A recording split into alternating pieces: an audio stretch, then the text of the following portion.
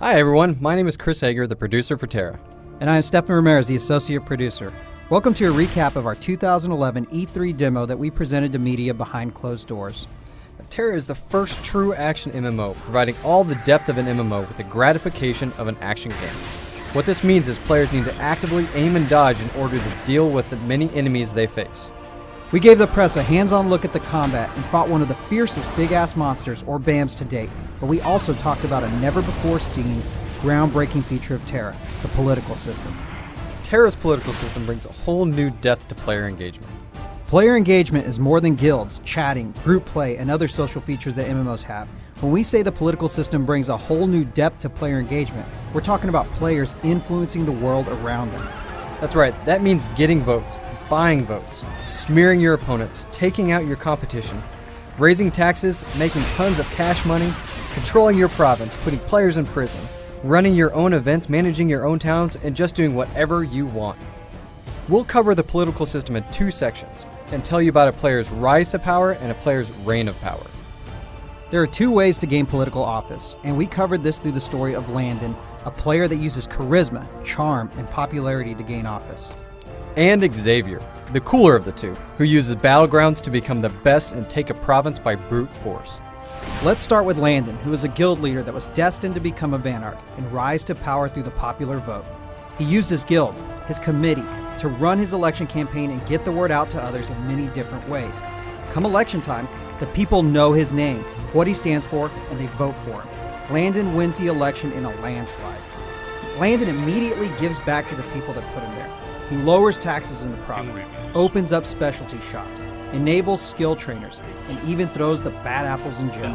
His province is thriving and doing well, and players are coming from all around to see it for themselves. So that's Landon. Now let's talk about the badass, Xavier. Xavier prefers brutality, so he figures that his best shot at becoming a Vanarch is dominating in battlegrounds and PvP. He gathers his elite crew and starts training, fighting, owning, and dominating his opponents during the election process. This works and Xavier becomes the Vanarch of Ostrogoth. Immediately, Xavier raises taxes in all of his towns, enables open world PK within his province, and trots around on his pimped out Vanarch mount. Xavier also rules with an iron fist, imprisoning anyone who gets in his way, all the while making tons of money from shops, skill trainers, and events. This is a problem because just like in real politics, in order for Xavier to stay in office and keep doing his thing, he'll need the support of his people. Once you become a Vanarch, you won't just have free reign on your power. You'll need policy points to make and keep changes to your province.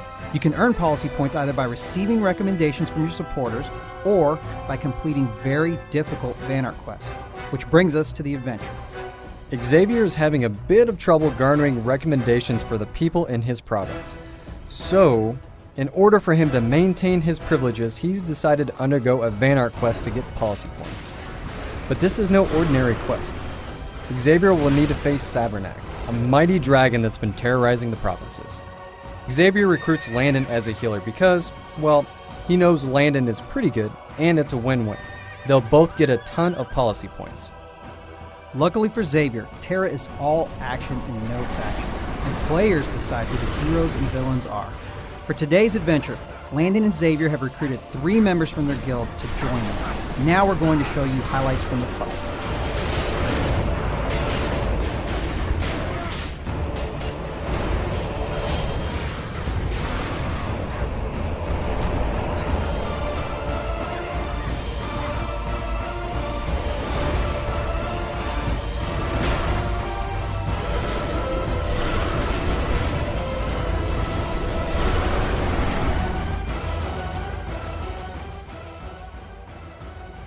Now you know what we mean when we say Tera is action. It's all about timing, placement, movement, and coordination. We also covered the never-before-seen, groundbreaking feature, Tera's political system, which offers a whole new level of depth to player engagement and empowering players to change the world around them. And we will see you at PAX 2011.